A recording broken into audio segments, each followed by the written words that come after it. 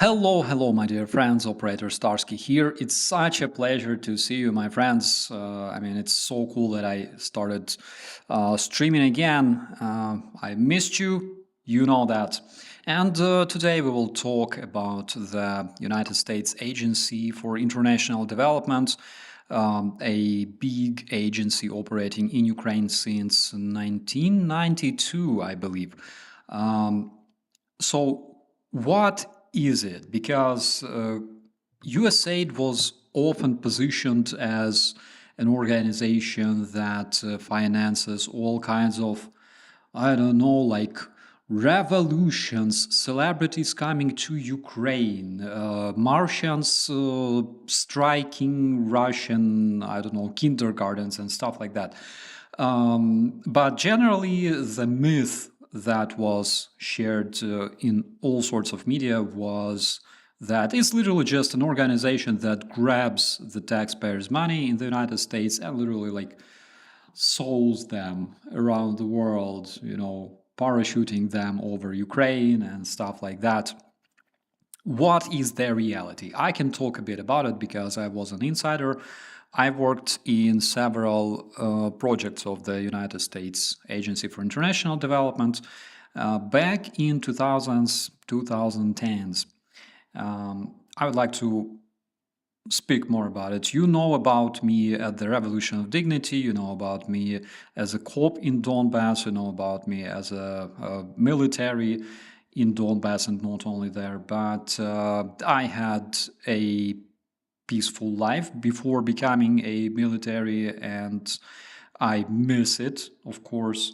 I would like to share some of my knowledge about those years and make a small trip for you guys back into late 2000s, early 2010s, before all this crap started coming from Russia. So, back in those days, I was a young professional, highly ambitious, just graduating from the university where I finished 5 years studying public relations. You probably know that I have master's degree in communications. I was, and don't you dare to laugh at this photo. I was fabulous. I know I was. I had hair. I was young. I'm like 21 here on this picture. This is how I looked like when I just graduated from my university. I spent some time working in Ukrainian media outlet. Starting from like the very bottoms, I was doing like commentary moderation on the website. It's like back in those days when we had like commentaries, and Russians already back in those days tried to infiltrate them and spread their propaganda.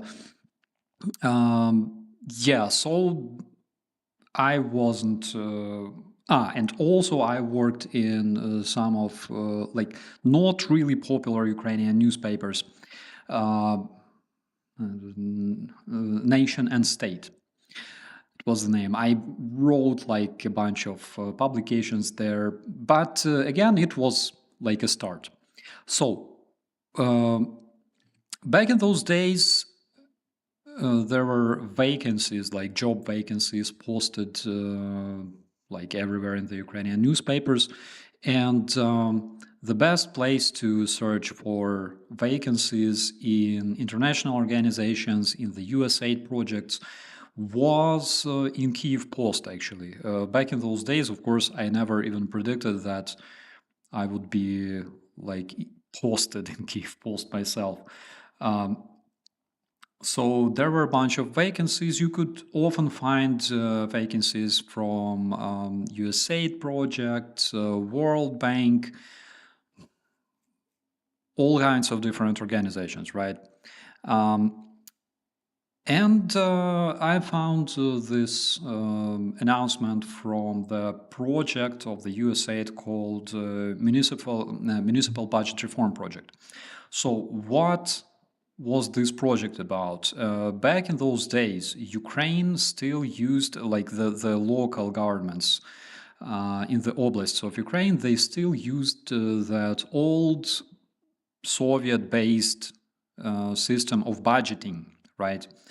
And there was a project created, funded by the USAID that promoted the performance program budgeting, the PPB. And it was kind of interesting to me. You know, back in those days, again, I just graduated from the university. It was the University of Culture and Arts. Just so you could understand, majority of Ukrainian pop stars, models, hosts, TV anchors, directors, like movie directors, etc., they graduated from this university. The main target audience of the students were people working in the show business. And there was an extremely cool, extremely powerful PR section, the communications section. It was really cool because we had a PR manager who worked for President Kuchma. We had a PR manager who worked for Yulia Tymoshenko. I'm sure that you know, or at least heard about her. And Yulia Tymoshenko, actually, her communications back in those days, they were extremely powerful, extremely powerful. So not a big fan, but in terms of communications, she was really good because she had a really good team, and her PR specialist was one of our professors. So I graduated, and why I started talking about it is because generally a lot of my mates from the university, they later found themselves in like show business, working in PR for different stars, different political parties as well, and also who else? TV anchors. We have that Anna Ahava Teslenko on Ukrainian TV. She was in sport, then she became a reporter. We were like sharing the same seat, if you saw her on Ukrainian television. So I wasn't looking much to becoming a star or stars PR manager. I decided to start with something more simple. So I went to this newspaper to work as a journalist, half-time, actually part-time, then another media outlet. And this was a good opportunity, the Municipal Budget Reform Project. It was a good opportunity to increase my knowledge in terms of working in the international organizations, which was really cool. I don't know, back in those days, I was attracted to working in the international communities, international organizations. No idea why. Probably is because 1996, when we had internet for the very first time in our apartment, instead of going to like Ukrainian or Russian, I don't know, movie databases and stuff, what I did, I opened a chat and I started talking to people around the world. So I was attracted to communicating with people from different countries. And this was a really cool opportunity for me. So I spent, I think, like 2 years working in this project, Municipal Budget Reform Project in Ukraine. Later, it was transformed into Institute for Budget Just a second. Institute for Budgetary and Socio-Economic Research. Its website is still online. You can find it in Google. So, and you can read a bit about the project I worked at, the Municipal Budget Reform Project. Generally, it was an educational project. We worked with local governments in different oblasts. We were promoting the performance program budgeting in those cities. And one very, very cool feature was that we had a lot of specialists in legislation, not only from Ukraine, but also from the United States, from Canada. Was there a guy from Canada? Yeah, I think there was like a Canadian guy who also was an American or some shit. It was 2006, okay. I always thought that he was... Can't remember. Anyways, so it was an educational project, as I said. We made a lot of trips around Ukraine, going to cities like, oh my God, Chuguyev, Kramatorsk, back in those days, Drohobych.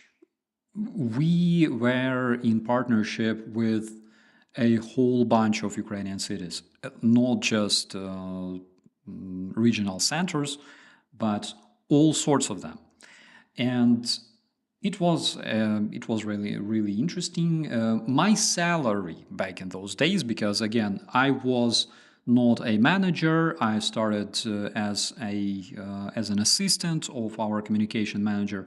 And basically, I was a media guy. I was responsible for website. I was responsible for making all kinds of graphics, designs. I was responsible for making videos and promotion videos. And also, I wrote press announcements and press releases. That's where I mastered how to do it properly, because it's an art, actually.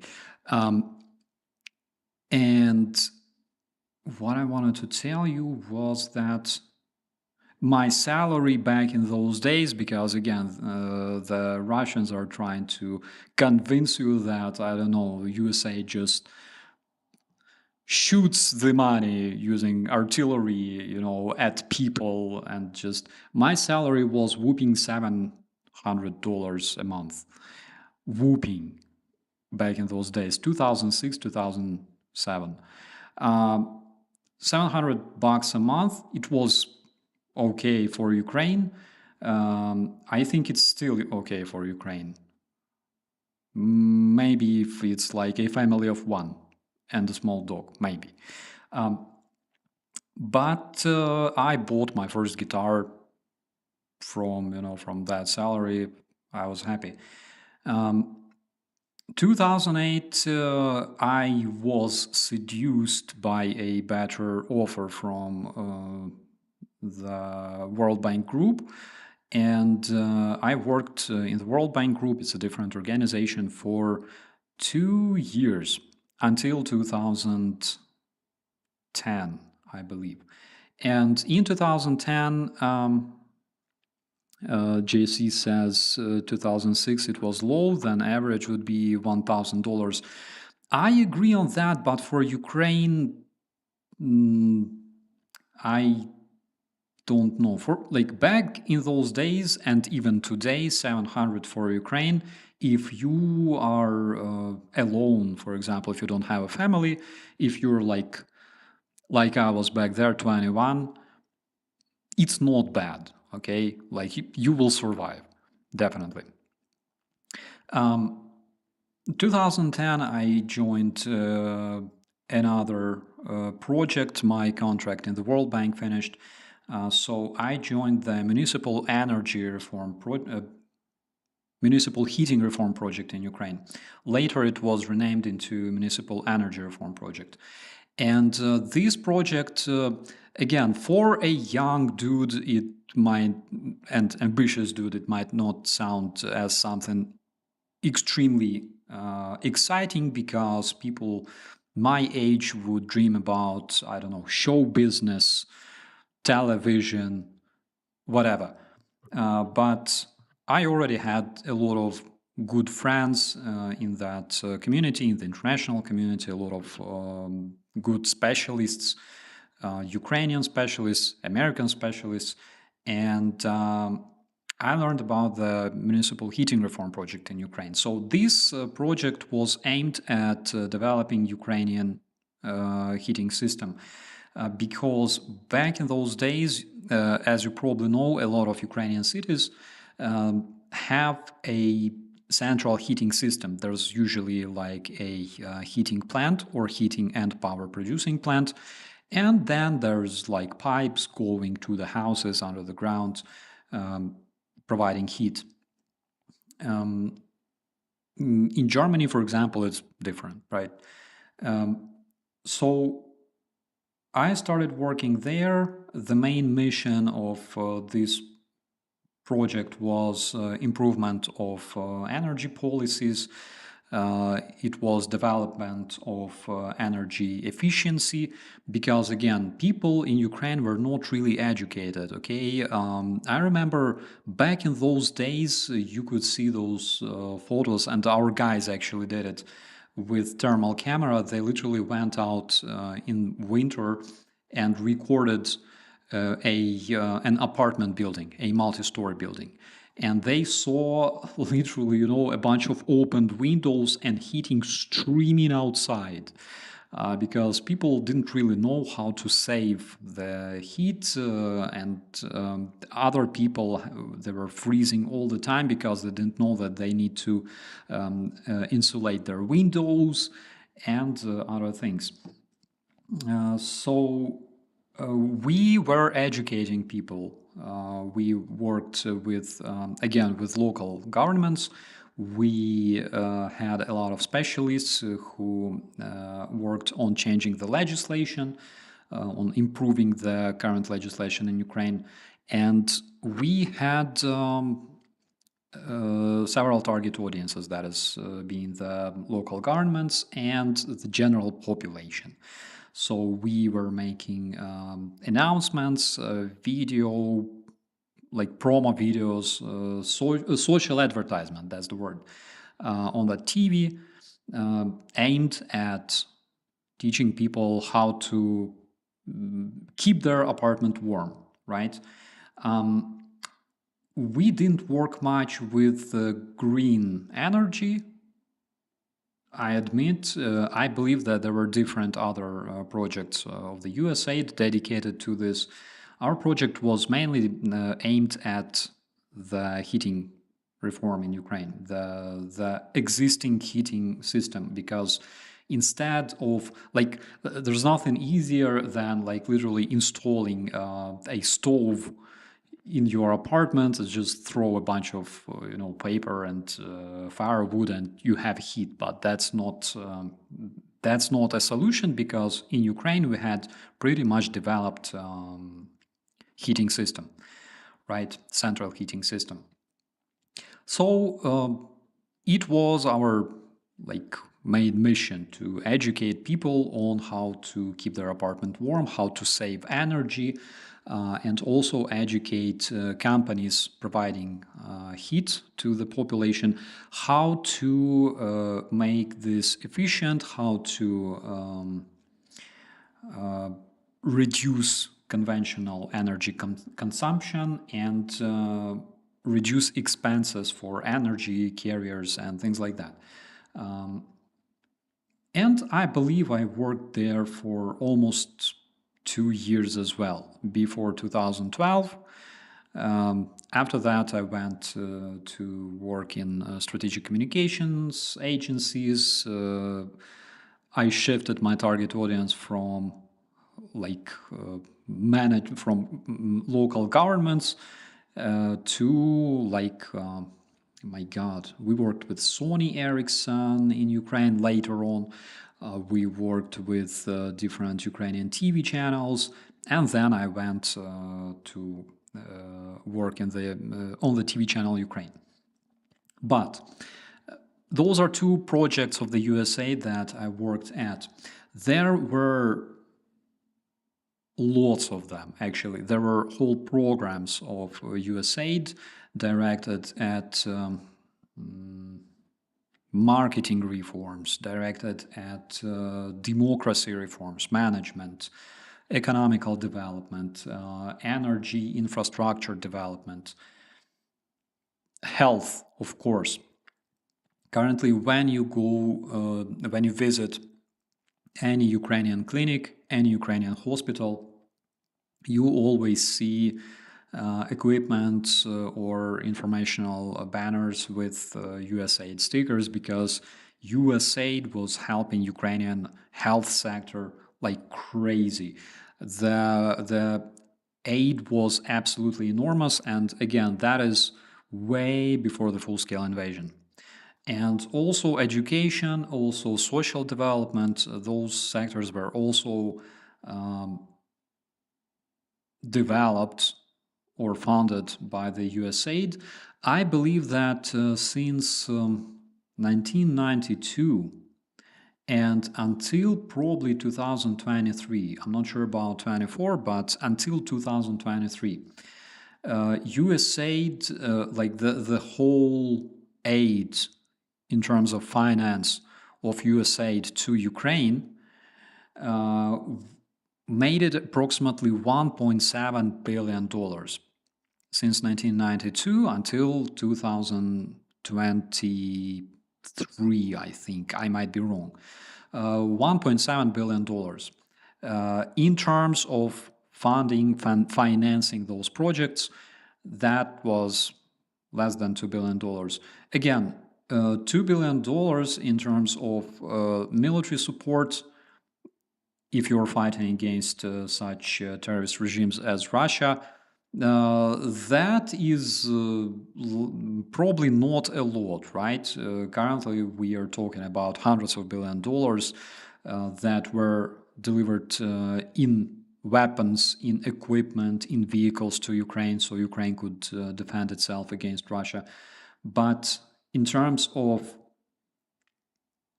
social development, in terms of economical development, in terms of different health programs, imagine how efficient was all this support, was all this aid, if all those... I'm not sure how many projects were there, actually. I could never count them, but imagine that all those projects operated in Ukraine, and the budget spent on Ukraine as of 2023, I think, was $1.7 billion since 1992. That is, if that is not something that I would call efficiency, I don't know what else, right? So in my opinion, those budgets were spent for a very good cause and efficiently. I can tell from my experience, I'm just a little person, but I believe, comparing to other aids and other efforts regarding Ukraine, $1.7 billion since 1992, and funding all those projects, all those programs, it was extremely, extremely efficient. So what do we have? There was a myth, again, that was actively promoted and popularized by Russians among different degenerates on the internet, that USAID was literally like funding, the extremist groups during the Revolution of Dignity, during the Maidan 2014.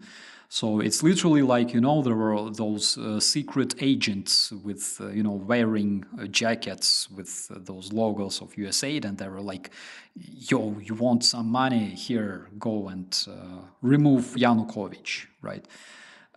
It's a bullshit, literally, because again, the budgets were spent in an extremely efficient way. It was really hard to get financing without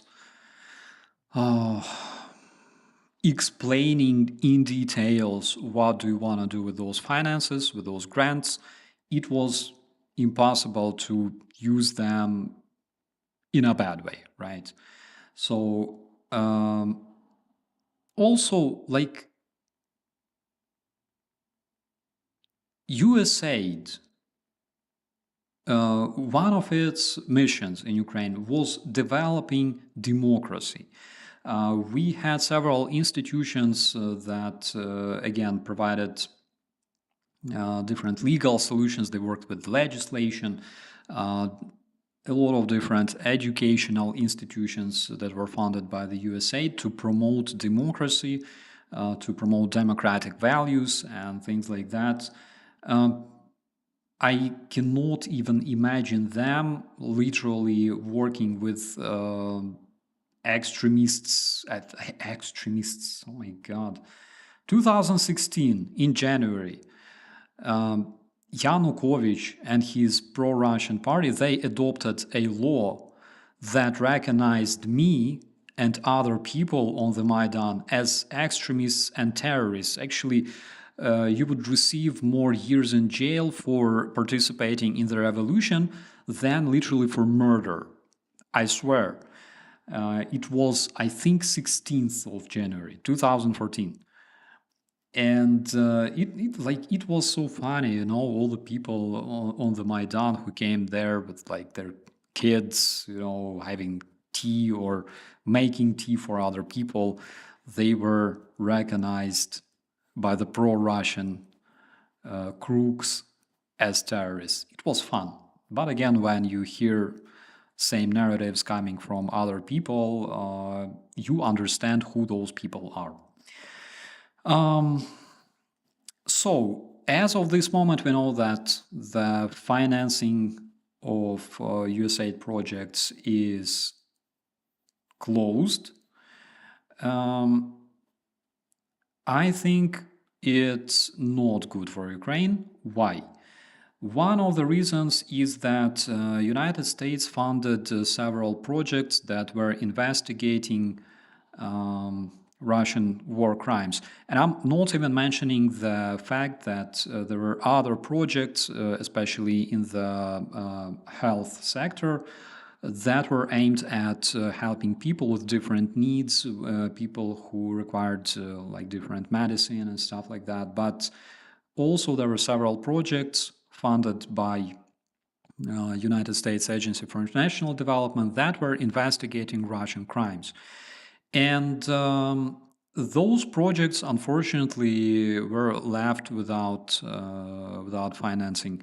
As of this moment, I believe approximately 140 criminal cases were opened against Russians since 2022, because Russians committed, as we probably know, plenty of atrocities in Ukraine, from executing and decapitating Ukrainian prisoners of war to sexually abusing women and minor as young as 12 months old, right? Russians enjoy this stuff. So those crimes were being investigated, and they were funded by the United States as well. With their help, investigators could operate and could collect data, work with the witnesses and things like that. Unfortunately, this process stopped. So that is my tiny experience of working with the USAID. About the personnel, I can only say the best things, because Again, we haven't seen each other for, my God, almost 20 years. But they were professionals. There were people from different countries. There were American managers. I remember my boss in the municipal budget reform project.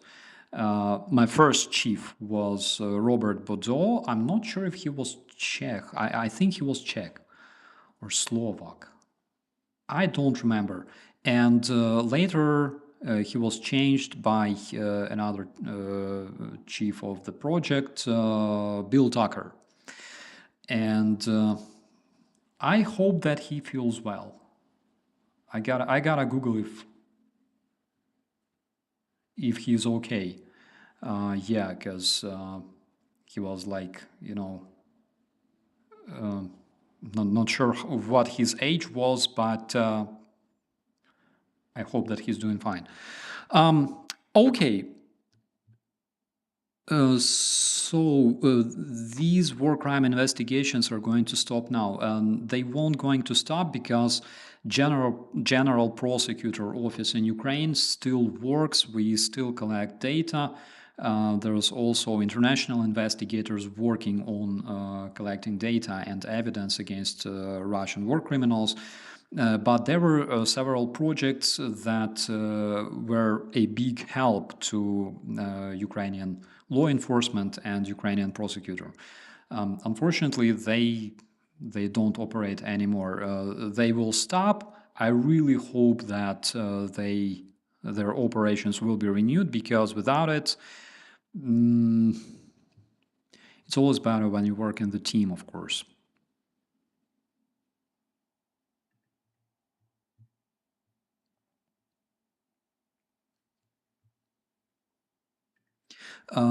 Will EU take over those important projects? I really hope so. I really hope so. Currently, we can see that Europe is consolidating, and I talked today about it. We can see that European countries have this understanding slowly emerging that they will have to work closer and in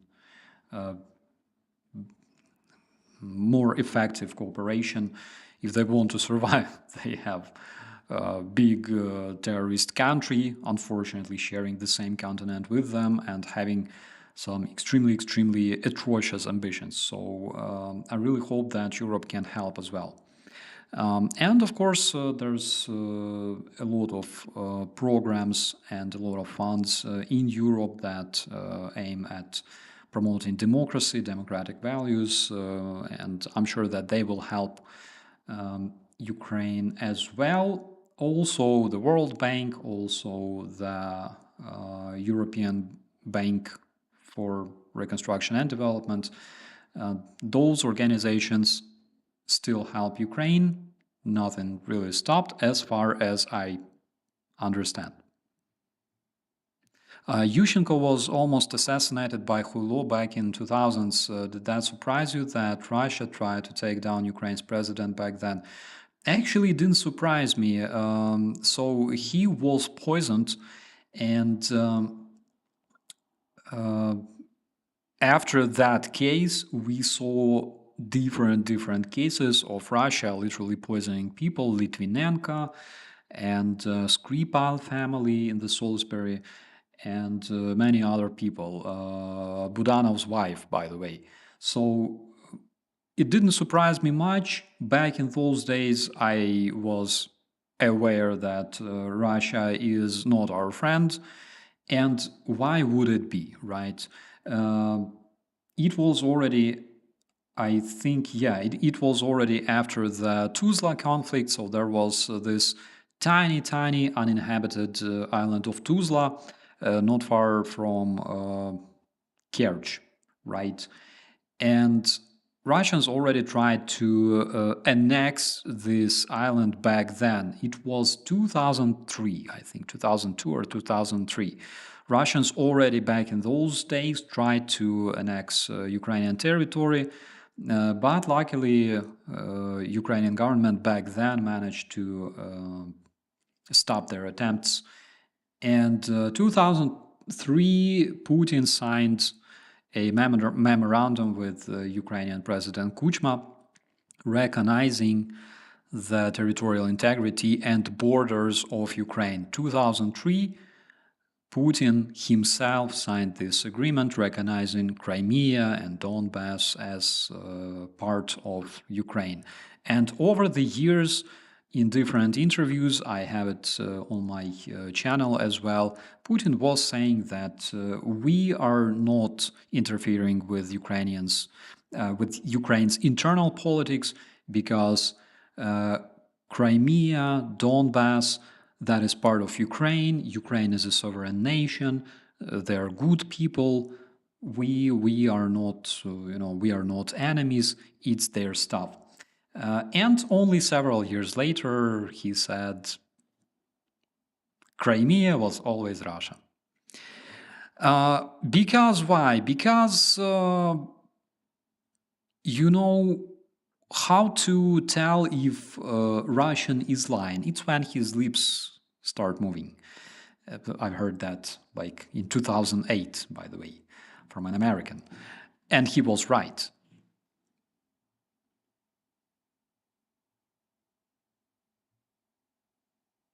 Donkeys are gray unicorns.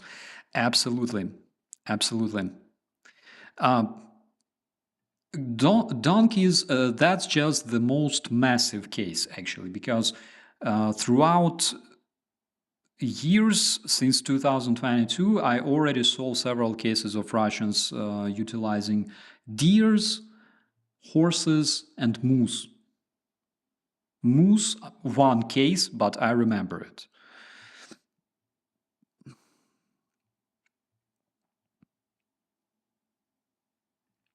Where were you when the war broke out in Ukraine? Are you asking about 2014 or 2022? Because the war started in 2014. And when it started, I was receiving medical treatment in Poland after the Revolution of Dignity, because February 2014, I received not an arrow too many, but a rubber bullet and several other traumas related to clashes with goons coming from Donbass. And me and several other guys, we were receiving medical treatment in Poland. I was actually lucky because other guys, some of them lost eyes, some of them were stabbed, like they were in a pretty bad condition.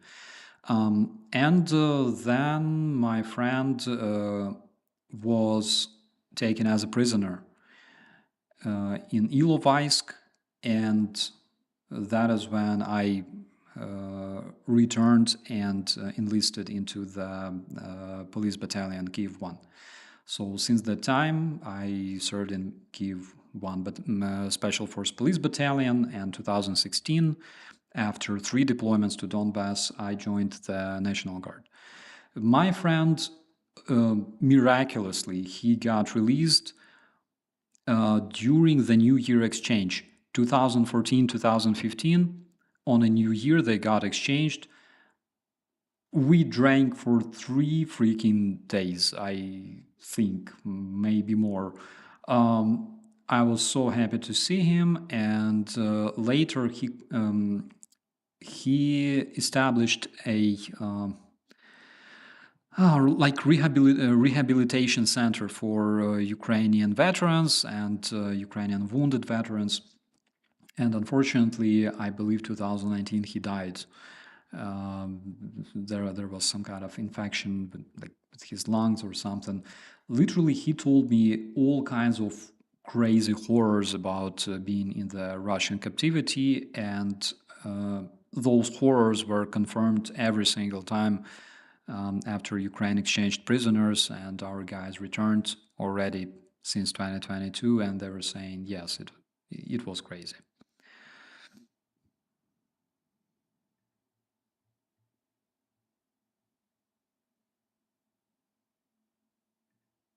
Musk is working with Russia, considering the fact that acquisition of Twitter was literally funded by two sons of the sanctioned Russian oligarchs. He does. One of the reasons, by the way, why we started talking about the USAID without mentioning Elon Musk is that the reason he hates USAID so much, even though USAID funded the Starlinks that were delivered to Ukraine, and actually Elon Musk received profit from USAID, right? But later he started meddling with the communication or the Black Sea.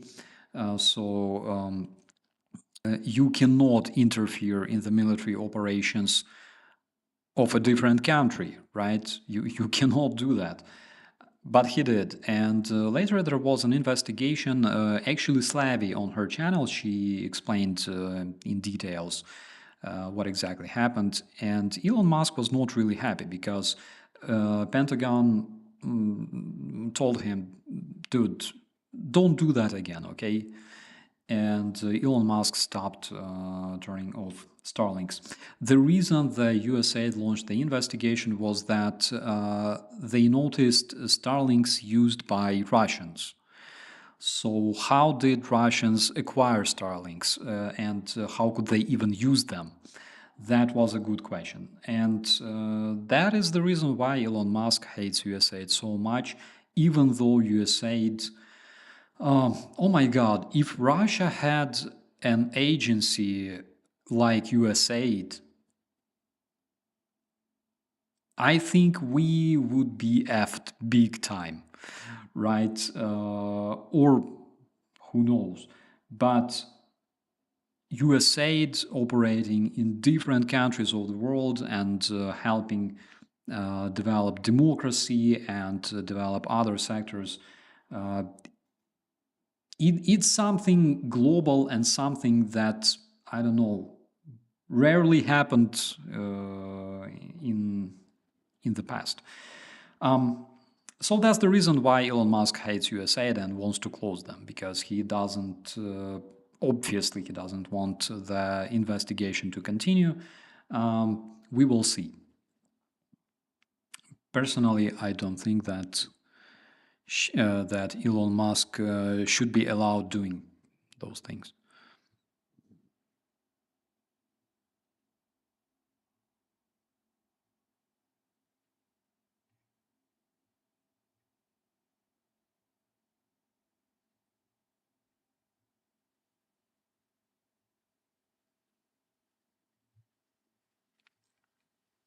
And when I speak about Elon Musk, there's always a bunch of people in the commentaries, like somewhere on the YouTube, like, you're biting the hand that feeds you. You know, hand biter. Literally, I want to make a T-shirt like I'm biting hands. Jesus Christ. That is so funny to hear, considering the fact that American taxpayers actually paid Elon Musk so he could pay back the Russian oligarchs, you know, for acquiring Twitter.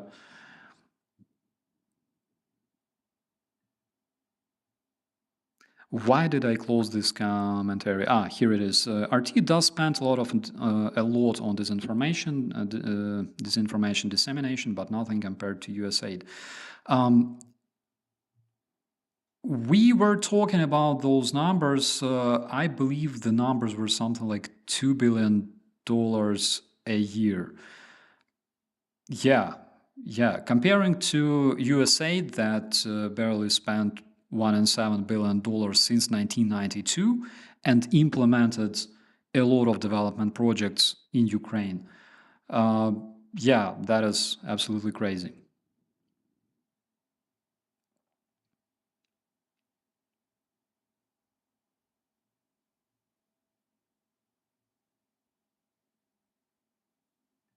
Let your shark bite back. I have a new idea for a tattoo, literally. I have an idea of like a shark biting a hand, like hand sticking out of its mouth. That would be cool. Oh my God.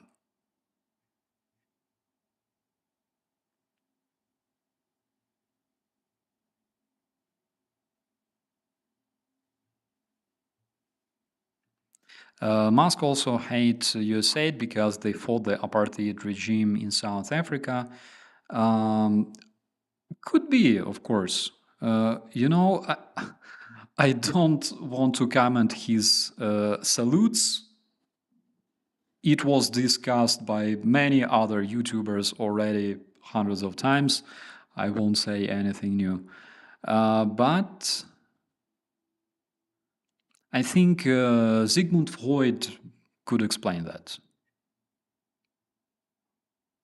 Today I'm vaping strawberry, coolant, Madagascar, vanilla, and cream. And you? So today I'm vaping strawberry, raspberry, and cherry. I like this stuff. It's like very interesting mix. USA democracy projects help end apartheid. Yeah, that's the fact.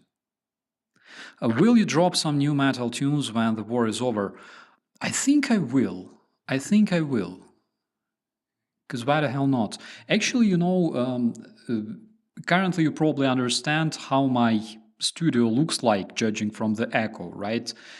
Because this place is kind of empty. I want to insulate it a bit, soundproof it, so to say, and most probably I will be able to write music as well. Because, like, actually, I really miss it, big time.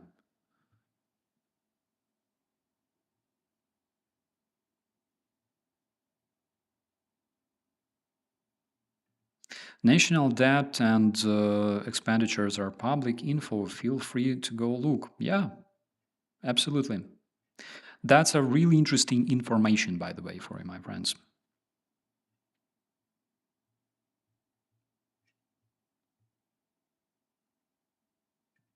Radio Free Europe is good stuff. Yeah, Voice of America, Radio Free Europe.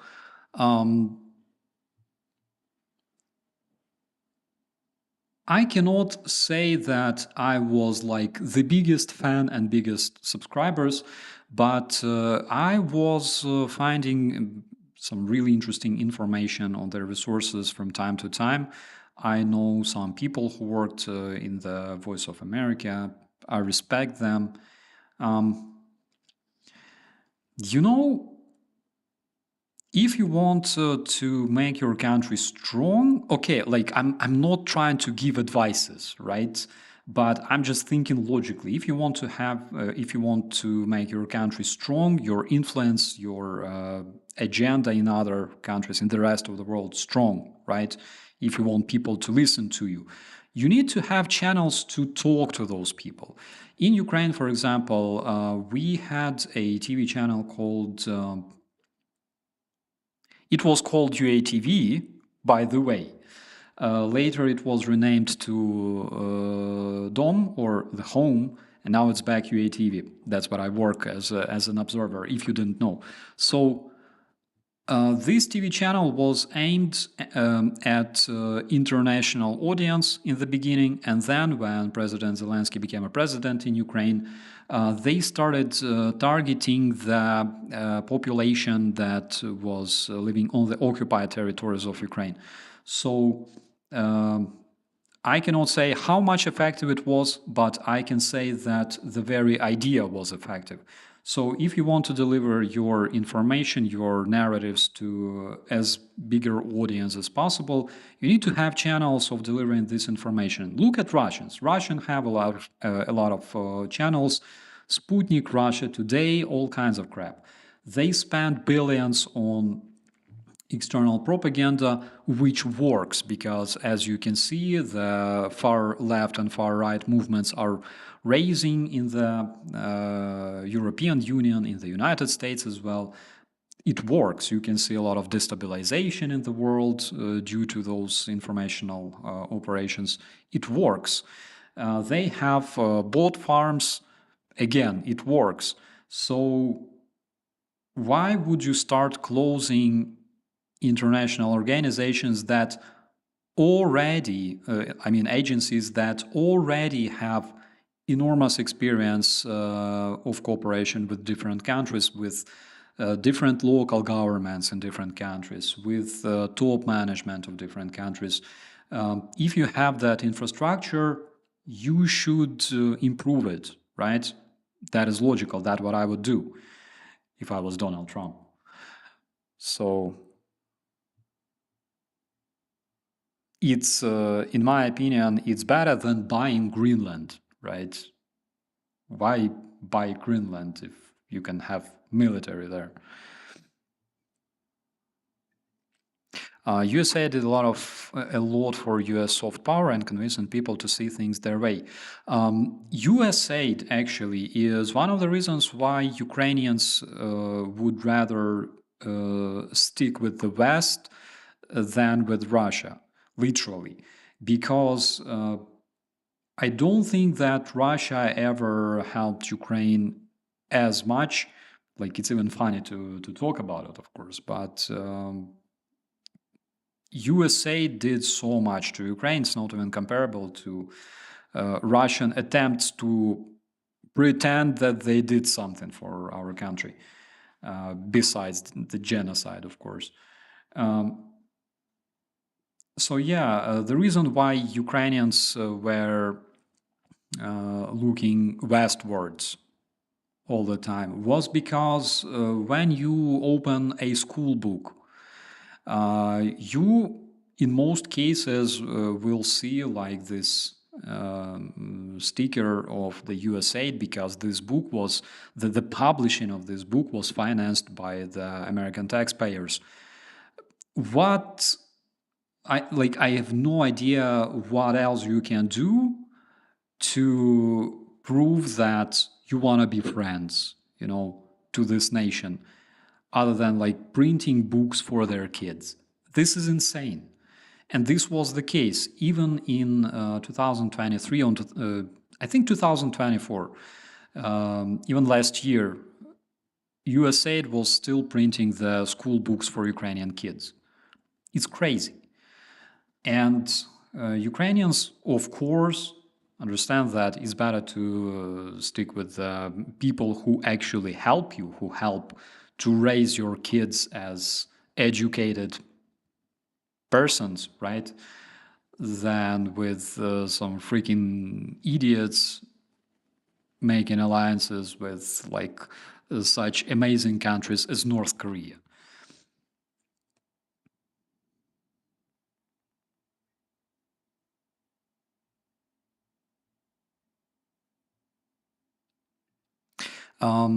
A hypothetical question: if a Russian sleeper agent manages to become US president, guess what he will do in first month at work? I'm not trying to drift into this area of tinfoil hats, but we will see. We will see.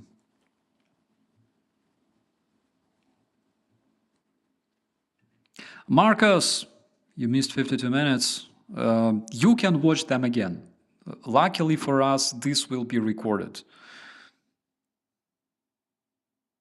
What are my favorite sports? My favorite sports are boxing, kickboxing. Not a big fan of MMA because I respect, but I don't like wrestlers. Okay, I respect them with all my heart, but I don't want to engage in combat against one. But boxing and kickboxing, yeah, I like those. Back in my days, I started learning boxing when I was a teenager, actually, because I lived in kind of sketchy neighborhood. So you had to know how to defend yourself and defend other people. It was good. It helped. Later, I decided to learn how to fight against boxers. So I started learning kickboxing. Later, like, it was good, but unfortunately, I was already probably too old. I was like in my late 20s. Then I decided to learn wrestling a bit, because one way or another you need to know this knowledge, right? And that is when I failed big time, because generally I'm not a like extremely big guy. I'm like 175 centimeters, right? Blah blah feet, blah blah inches, I don't know. But um, all of my sparring partners in wrestling, they were freaking big. They were huge. In boxing, they were also big usually, because like in Ukraine you have a lot of bigger people, right? But wrestlers, it's hard to wrestle somebody who's like twice as heavy as you, and it was also like very very inconvenient, right? I don't think that I learned much from that. Yeah, but it was a good experience.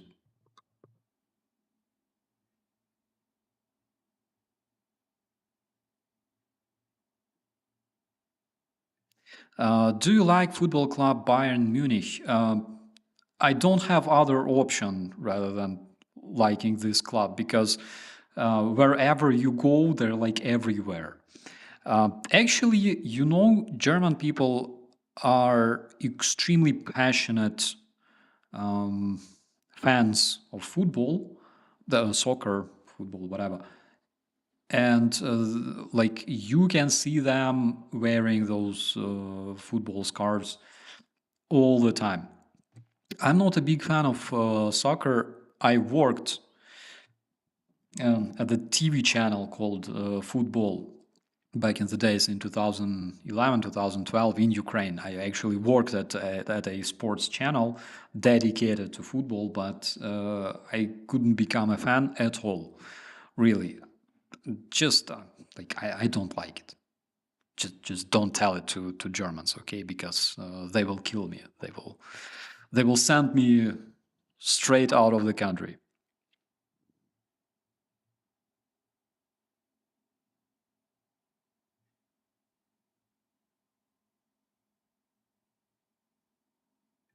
The problem isn't the mission, is the misuse and corruption in the organization. We are waiting for detailed reports and analysis if all the records aren't shredded.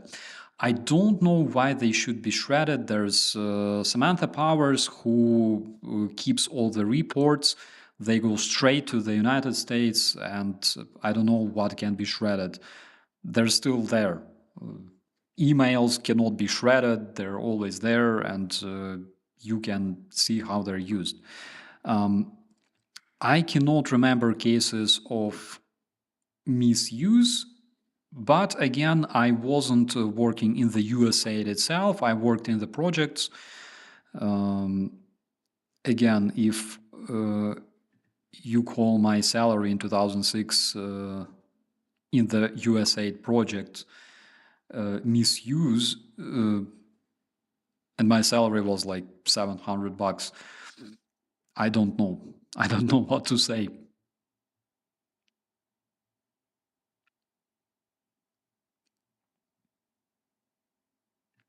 At the beginning of war, Anonymous used to be active help for Ukraine against Russia. Do you know where that activity vanished? So I have a theory that actually they either merged or separated into other groups, or separated and merged with those groups, because we have quite a few, to name just a bit, quite a few hacker groups in Ukraine. We have, my God, where was that? One that I'm following is Cyber Anarchy Squad. We have Hacker Resistance Group. We have a lot of them, actually. I'm following quite a bunch of them. I try to contact them, but it's really, really hard to reach those people. Like they are hackers for a reason. So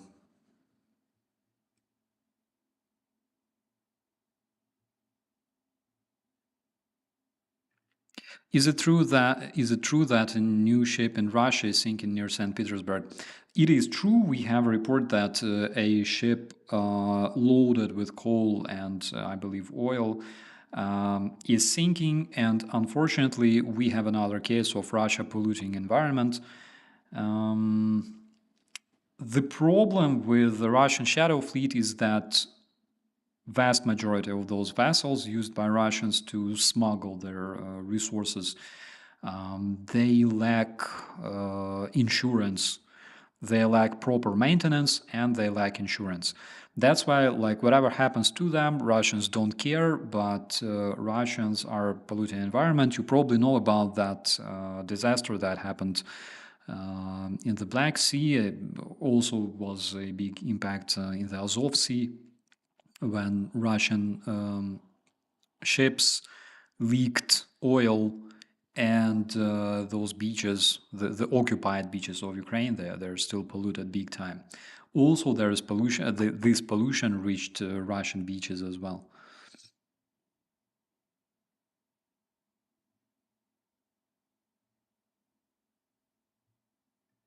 It sunk at port. It's like sitting on the sand, like it's sitting on the sea bottom. Not completely sank, but as far as I remember, it's like sitting there. It's stuck.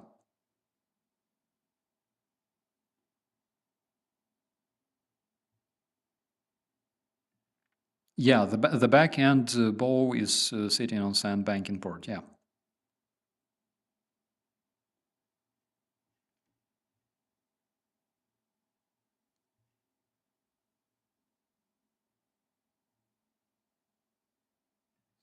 U.S. hamburgers and hot dogs are from Germany, brought to the U.S. by German Americans. Judging from the name hamburger, of course. I mean, I haven't been in Hamburg actually. I was driving through it, but I never visited it. Besides playing, like simulators. Now, do you think Ukraine is tired of war? I don't think Ukraine is tired of war, but at the same time, of course, it's obvious that it's not like we like it either. Ukrainians suffered a lot because of this, and there is absolutely nothing beautiful about war, if you ask me. I saw it since 2000, like late 2014, when a lot of my people were like resting. Currently, I'm in Germany, for example, as an observer for the UATV. That's a Ukrainian TV channel. Also, I'm working on the Propaganda Study Institute, and also I'm trying to apply for a PhD in communications. That is again because I want to evolve my knowledge a bit in terms of communications. But back in 2014, 15, 16, 17, I was in Donbass while my friends were working as journalists, as IT specialists. They were going to like Malta. I'm sitting at the position, literally, like, scrolling my phone and seeing pictures of my friends hanging out in Austria, in Switzerland, taking rest in Egypt, making selfies with pyramids that I, sitting at a position near Horlivka, understand I will never see in my life. You know, so so that's the thing. Ukrainians are of course tired. You cannot love this. There is nothing beautiful about it. But if Ukrainians stop defending themselves, their their demise will be much, much more horrible than you can imagine.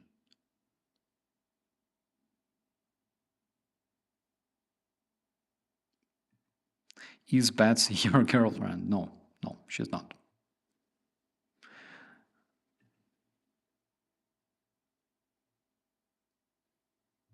Then we can call you Dr. Starsky. Holy, actually, I like it. I gotta try. Of course, there's one downside to becoming a PhD because I will have to stop cursing and talk in proper language. Currently, as a former military and still as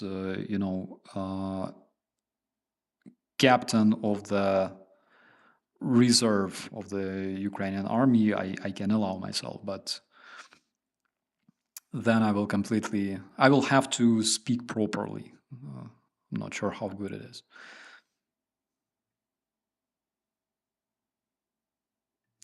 Good morning from Brisbane, Australia. Hello, my friend. It's morning. I think my brother already woke up as well. Uh,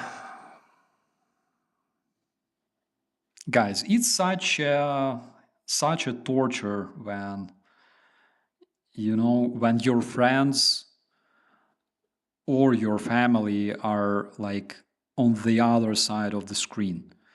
That is such a torture. Since 2022, when I started my English channel on a YouTube, and I had hundreds and hundreds of videos and streams with you guys, it was such a torture to know that I will not be able to see you offline.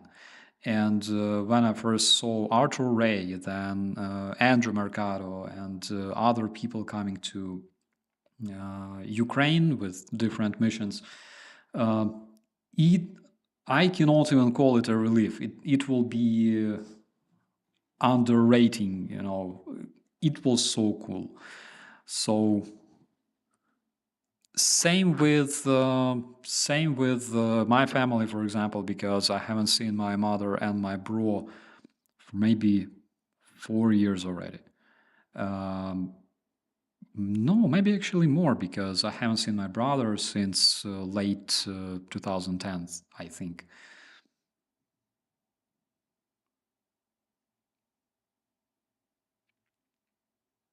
It's a torture. Sometimes I realize that you would give a lot to be able to see people that you like to see.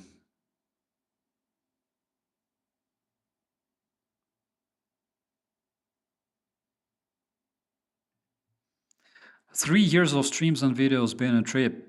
That's for sure, my friend. Absolutely.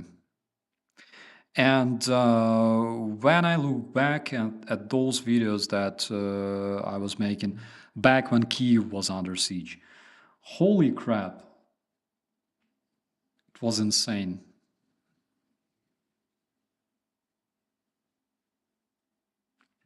Please don't wear a bow tie.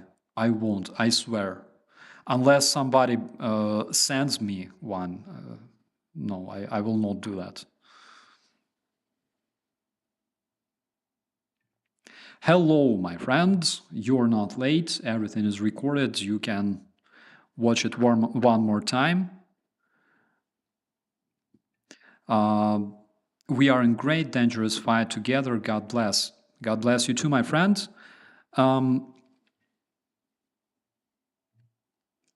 Actually, it's true. I don't know what to add here because Europe must be consolidated and united and strong these days. More than ever, my friends. How is Bogdan doing? So Bogdan is doing well. Actually, I saw his recent publications on the Instagram. Sexy as always.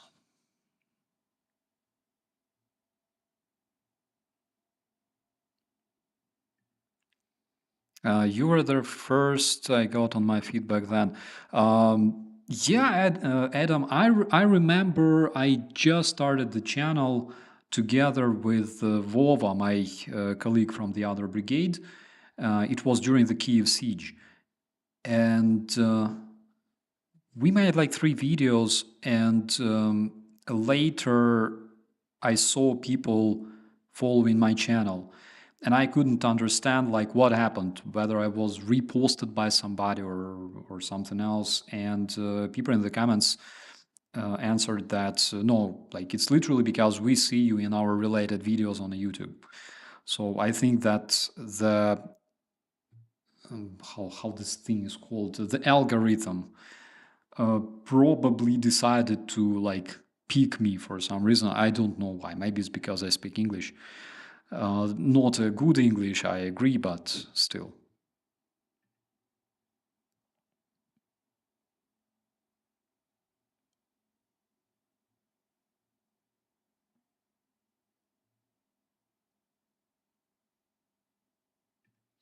Not even just a bow tie. I never had one in my life, seriously. I never did. I'm not a big fan of ties at all, actually. But I will try. Deutsche Welle English has 3 million subs, bro. Ah, I didn't know that. I didn't know they have like Deutsche Welle English, actually.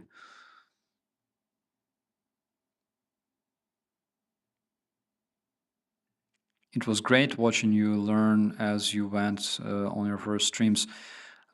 Yes, and I must say, my friend, that I feel that, comparing to old videos, I feel that I improved language a bit.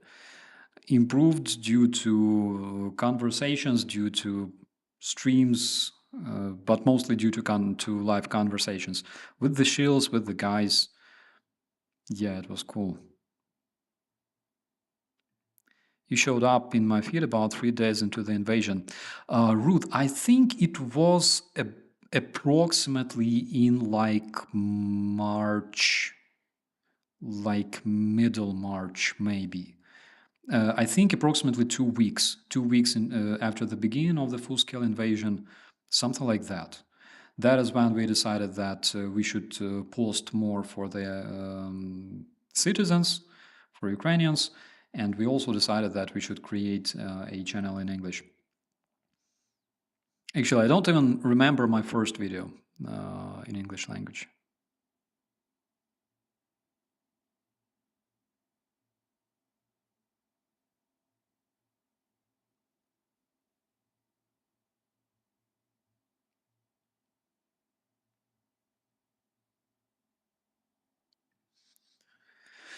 Oh, way better than Ukrainian. Come on, don't underestimate yourself. Ukrainian language is extremely freaking crazy.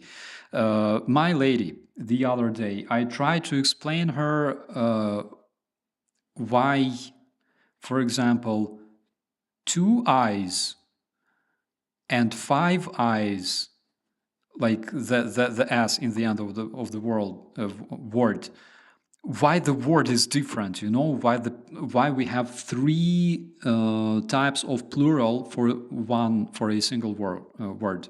For example, eye, oko, two eyes, два ока, five eyes, пять очей.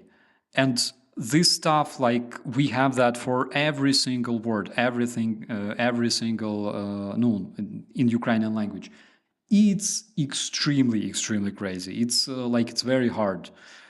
Same in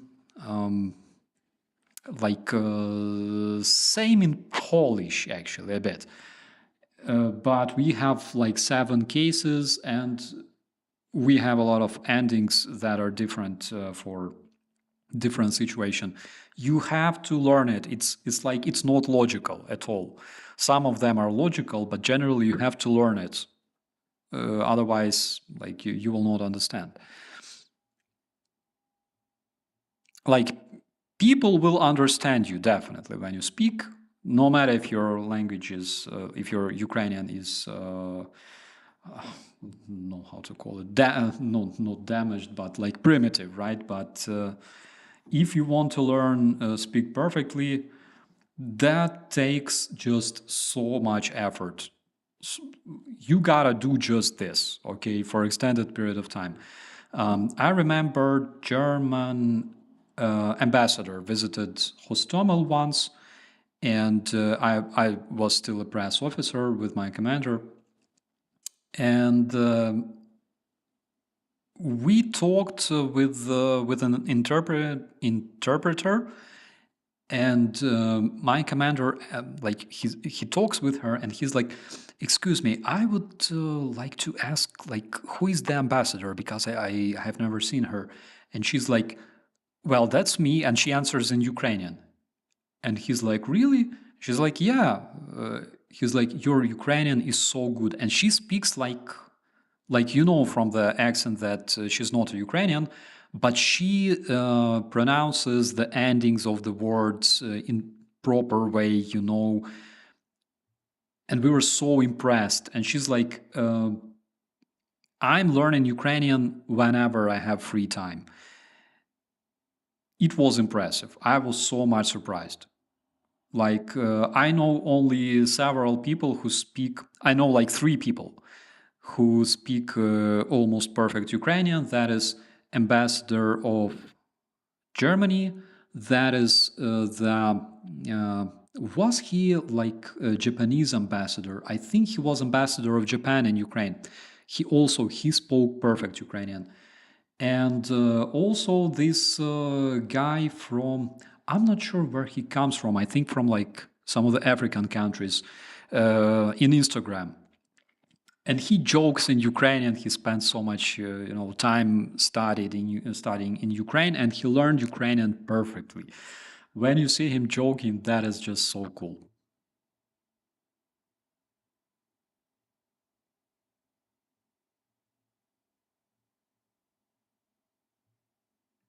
How inspiring is Usyk to Ukrainian people? Currently, he's more inspiring than previously, because previously Usyk, you see, he had this problem. So, famous Ukrainian boxers generally, except Klitschko, right? If we talk about Usyk, Gvozdyk, Lomachenko, they were big fans of Russia. And the reason for that is very simple. Back when Ukraine was ruled by the pro-Russian government, they invested into sports. Why they did it was because they needed bandits, right? Where do you find enforcers for your like gangs? You find them in the fight clubs. You find them in the MMA, boxing clubs. That is why, for example, during the Revolution of Dignity, they brought a lot of goons from the sport clubs from Donbass. They brought them to Kiev to fight against us, against the protesters. So a lot of sports organizations were massively funded by pro-Russian movements and pro-Russian parties in Ukraine back in those days. And of course, boxers were also funded. And I can understand them, because if you live with sports, right, and they are the only ones who actually fund you, of course you will support whatever narratives they have. And Usyk and Lomachenko, they were often seen like promoting or rooting for pro-Russian parties. They were also big fans of Russian church, etc., etc. It was like that until the day the Kadyrovite Chechens took a shed in the I think not Lomachenko's, but Usyk's baby cradle somewhere in Irpin. And after that, of course, they changed their mind. Lomachenko still, I'm not really sure, but Usyk changed big time. At least I want to believe so. But that's the thing. I mean, they were big inspiration for Ukrainian people, especially for Ukrainian sportsmen. But when you check out Lomachenko's Instagram and you see that Lomachenko reposts videos showcasing Russian Spetsnaz, and he's like, "Go, boys," you go, "What the hell is this, dude? Seriously, what is this shit?"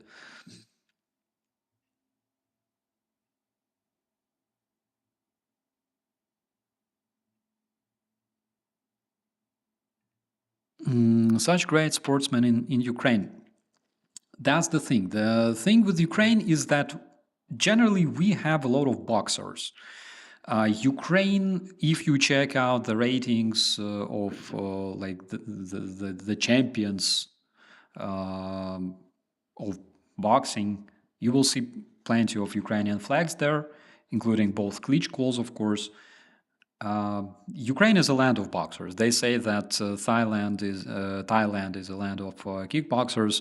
Same works for Ukraine. Ukraine is a land of boxers. We have like wrestlers as well, but generally boxing is just so much popular in Ukraine for some reason, and always was. I have no idea why. Uh, I don't know if you know this, but Klitschko was a kickboxer back in his days.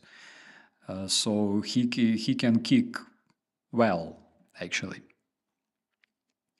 And also,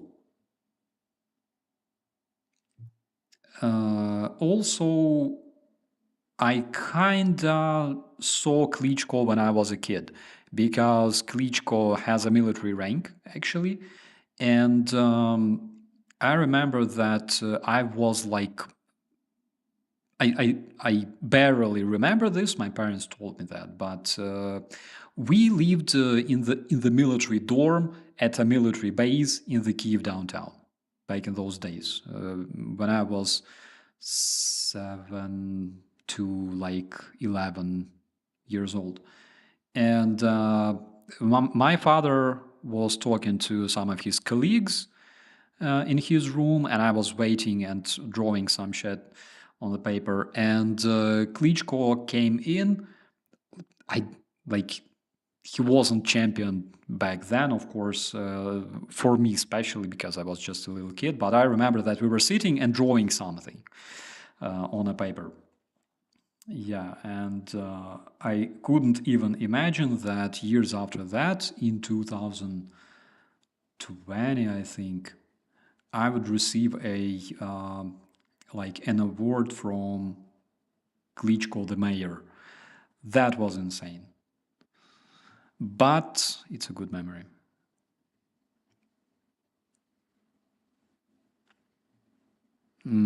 Actually, when I was a kid, I would always go to this military gym at the base.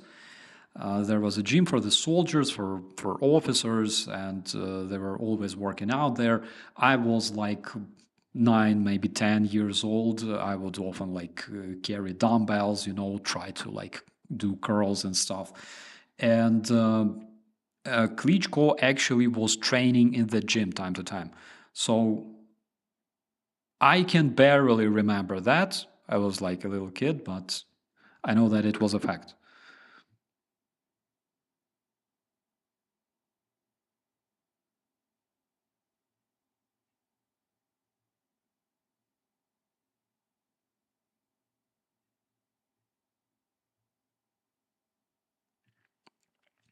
I have met Vladimir Klitschko. He had visited Riga for a NATO conference a few years ago.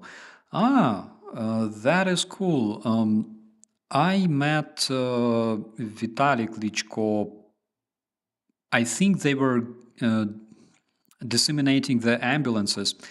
We received like my brigade received an ambulance or several ambulances from the UK, like the yellow greenish ones, right, with the driving wheel on the right side. And he was there. He literally gave our guys the keys. My commander was there.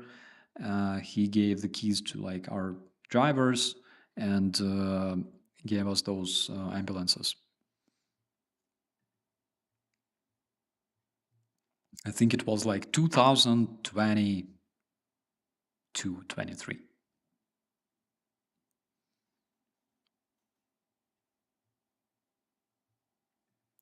Is Klitschko much respected in the military? Yeah, big time. I mean, generally, Klitschko is like he's a champion. He's a legend. It's a fact. How good is he as a mayor? That is a different question. I cannot say much about it. right? Even though I lived in Kiev most of my life, but I cannot say much about it. Generally, I cannot say much about it because I mostly spend my time somewhere at a deployment. Um, but as a champion, he is still respected. They're both are respected big time in Ukraine. Everybody still loves them, and as boxing champions, like they're so cool. So Klitschko, from time to time, Klitschko the mayor, Vitaly, from time to time he does some cringy jokes, right? Which like people absolutely admire, and eventually, God, I cannot even remember some of them. Well, they sound funny in Ukrainian. And eventually he decided to make a small book of like crazy or like ridiculous jokes that he made during like press conference or something else. It was the best thing ever, literally. I had one.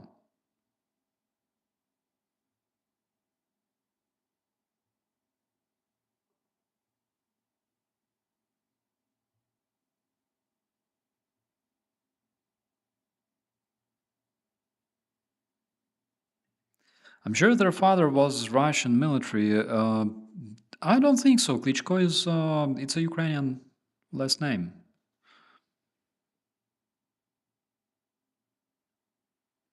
Sex tunnels. Yeah. I hope Johnny FD will finally manage to find one. I would really like to see how it looks like. I have an idea where you can find one. I'm not sure if I already talked about it, but next time I will show you. There was a really cool place in Kiev. It's like a tunnel built for Communist Party, like a secret underground tunnel that goes from underground and into like a swamp. But it still looks cool. And we joke that that is actually like a sex tunnel. Vitaly is the mayor and Vladimir isn't in government, is he? No, I don't think that Vladimir is in the government. Maybe he's like an advisor or something. But officially, he's not a member of parliament, as far as I remember. Added any favorite foods lately? Okay, since you started this topic, I think I will share this picture with you. Um, so, just a second. I want to share it and torture you guys a bit. Okay. So this is what I did yesterday. This is salmon, and not just salmon. This is perfect salmon. Okay. So I made rice, like pure rice, and I made salmon and chicken, and it was just so good. For the first time, I made like perfect fish for the first time in my life. So the recipe is, wait, let me make it smaller. You can tell from the color. Like I'm so proud because it's for the first time I didn't burn it and it didn't taste like ass. The recipe is you take garlic, oh my God, how's this? Rosemary, rosemary. Sorry, I don't know the word. Garlic, pepper, salt, and you gotta mix corn powder and corn flour and the flour, right? And it's just fantastic. It tastes so good. Is that breaded salmon? It's not breaded. It's like with the flour. It's a mix of corn flour and floor.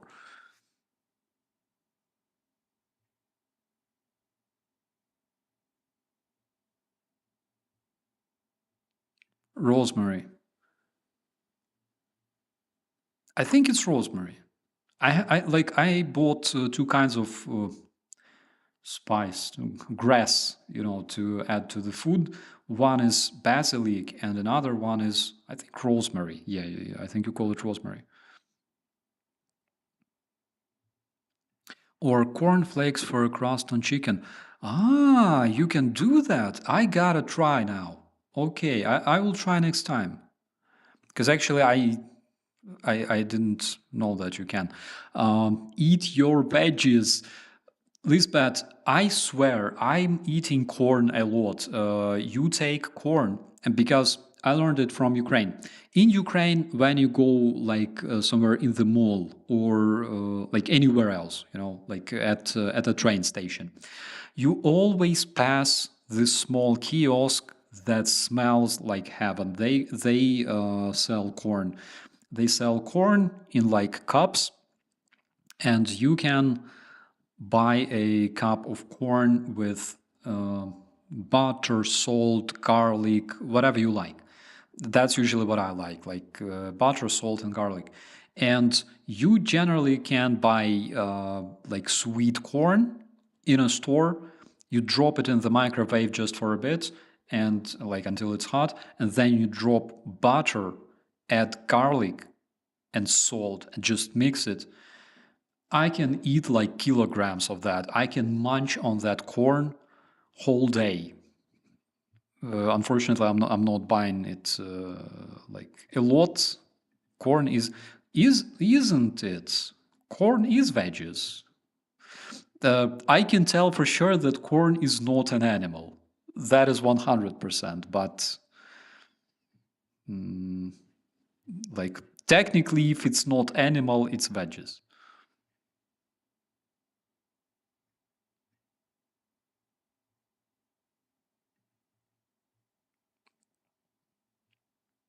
Corn is grain. Well, yes, it's grain, but it's not fauna. It's flora, right?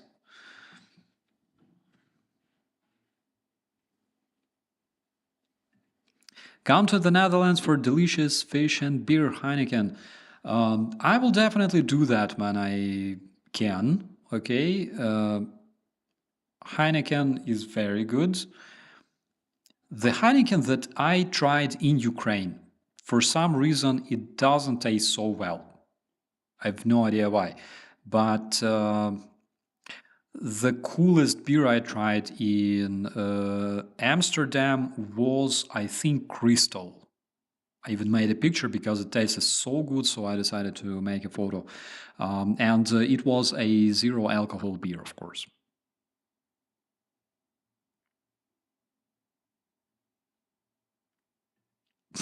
I admit it's not an. Yeah.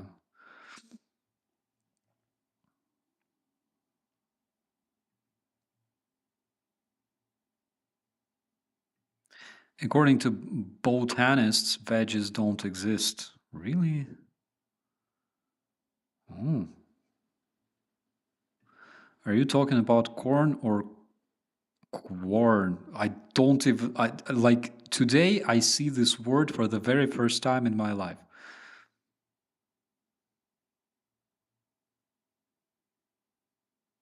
Corn is grain. Blame Khrushchev. Khrushchev to blame, of course. Like whatever happens, actually, you can always blame Russians, and you will be right.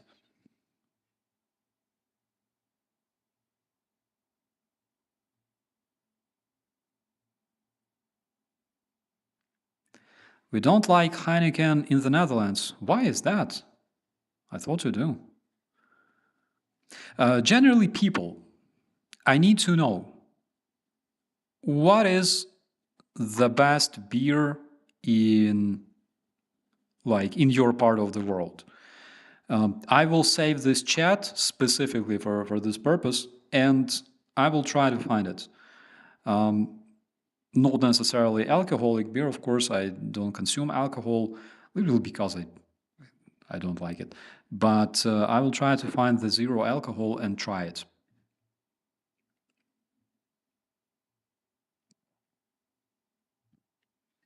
Pineapple is wonderful on pizza. You know, we should stick together because I know there's a lot of people who will literally unsubscribe from this channel if they learn that I approve pineapple on pizza. We should stick together. Yeah. Let's not give up. Stella R2Y is nice. That was my favorite beer back in Ukraine. Yeah.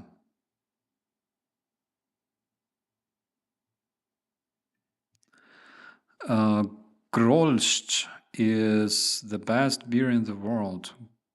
Grolsch. Okay, I will save this one too. Budweiser. Aha, check. And I'm German. Okay, I will keep that in mind. I didn't know it exists. Granville Island Pale Ale. Ah. If you can find it like zero alcohol, I will try. Canadian beer. All right, all right. I didn't try Canadian beer, but I have like a bottle of maple syrup on my kitchen. I save it for like special times. Holsten Pils, I think I've heard about this one. I never tried it, but I heard about it. Guinness, I tried it, but I'm not like I'm probably too weak to drink Guinness. I don't know. I prefer something lighter. Dark beer is cool, but when I drink, I prefer drinking rather than like drinking and eating at the same time. Like it's good. I cannot say that I hate Guinness, but I couldn't understand it. Okay, maybe I will evolve in the future, though. I need to spend more time with my Irish and British friends.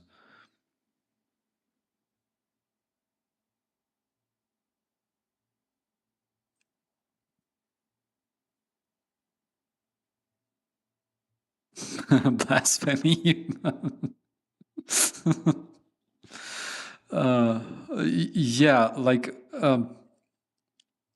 I if I evolved to understanding pineapple on pizza, then probably I will evolve sometime in the future to understand the Guinness as well.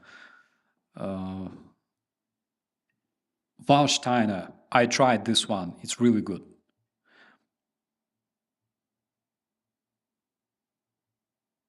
This is where we lost the support of Italy. I don't know. Actually, guys, if there's somebody from Italy in the chat, let me know if you approve pizza with pineapples.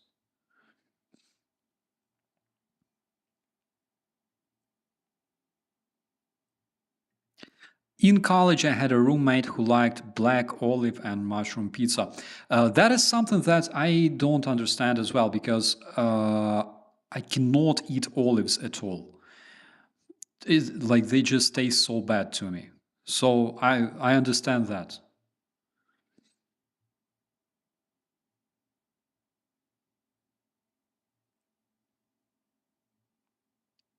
Guinness is number one in UK and Ireland with the youth nowadays. Ah, that's cool. So if I want to get like if I want to be closer to like young people, I need to drink Guinness. If I want to be young myself, I'm not that old actually.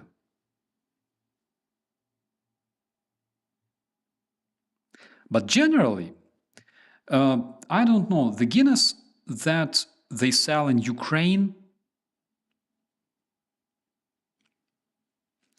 I tried Kilkenny, right? Comparing to Guinness, Kilkenny tasted much better. Guinness, I don't know. Maybe I bought something wrong, you know, something different, but I just didn't understand.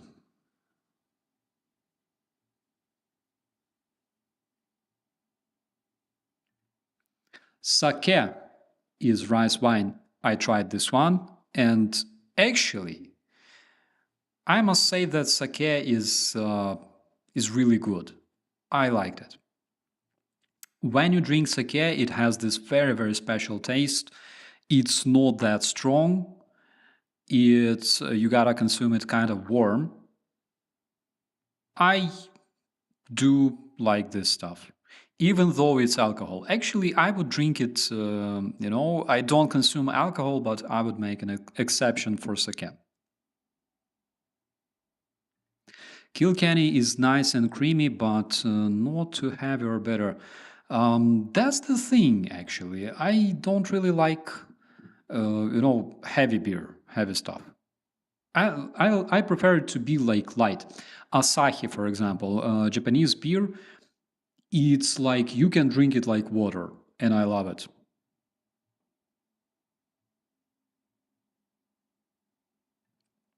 If you overdo it on Guinness, your poop turns black.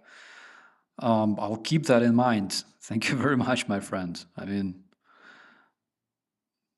it's important to remember. It's like there's this coil pills that when you have like when your stomach aches and you eat those coil pills. I'm not sure if you have those in your countries because in Ukraine we still have them.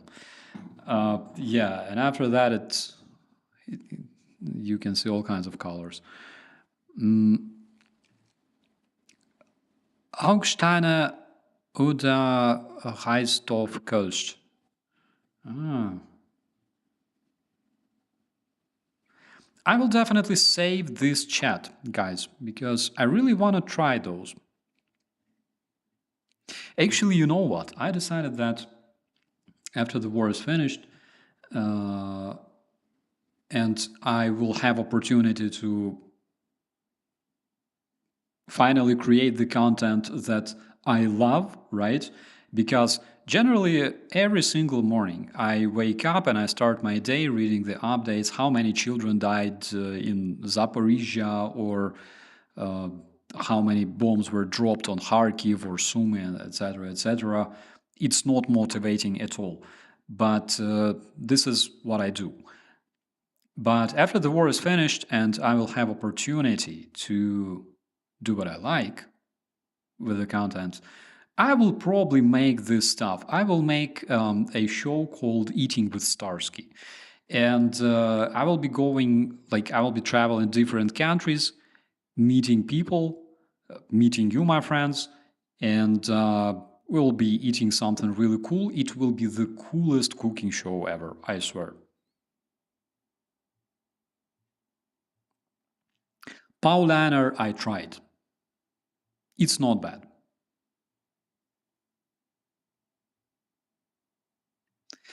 Starsky gonna get drunk on European beer post-war.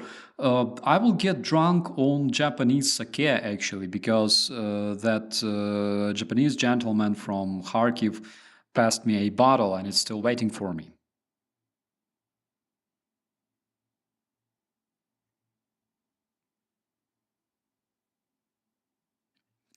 Do you have a job here in Germany? No, no, I don't have a job in Germany. I work as an observer for the UATV. We'll be here eating with Starsky is gonna be awesome. Yeah, yeah, absolutely. And this will be something that will unite my passion for making friends, meeting people around the world, and eating, of course, because there's nothing cooler than eating together with friends. This is something that always unites people. By the way, it's a bit late, but is that a young Starsky on the thumbnail? Yes, that is me like 21 years old. 22, 21.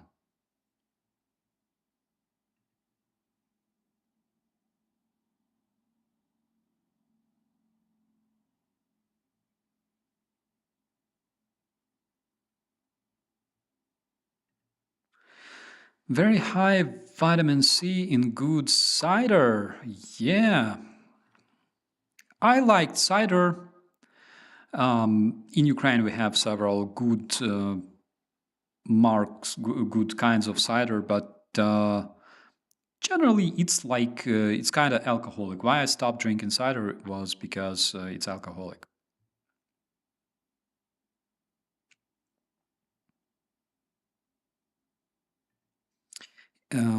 It will end and we will have a big party. Oh, yeah, we will, my friend. Okay, my friends, I will be calling this a night. And I appreciate seeing you guys tonight with me. Hope you learned something new about my past and my experience in the USAID. The main summary of this stream tonight is that USAID did a lot of important things in Ukraine in terms of developing Ukrainian democracy, Ukrainian economics, Ukrainian health sector, education for kids, energy sector, and the budget they spent on helping Ukraine was implemented so effectively. So I think a lot of other countries can literally be envious. I hope that this agency will keep operating in Ukraine because it's very important for Ukrainian people, of course. And thank you so much for watching. I will see you next time. I think I will invite some of the very interesting guests for the next episodes. Generally, I think it's much cooler to have conversation with people on stream because I don't know, I can talk like forever, not as long as Rick the Ukrainian. He can talk for like 7 hours. He's a legend. He doesn't care. Yeah, but of course, it's much better when we have different opinions, which you may like to hear. My dear friends, thank you so much. Be safe. I will see you next time. Goodbye.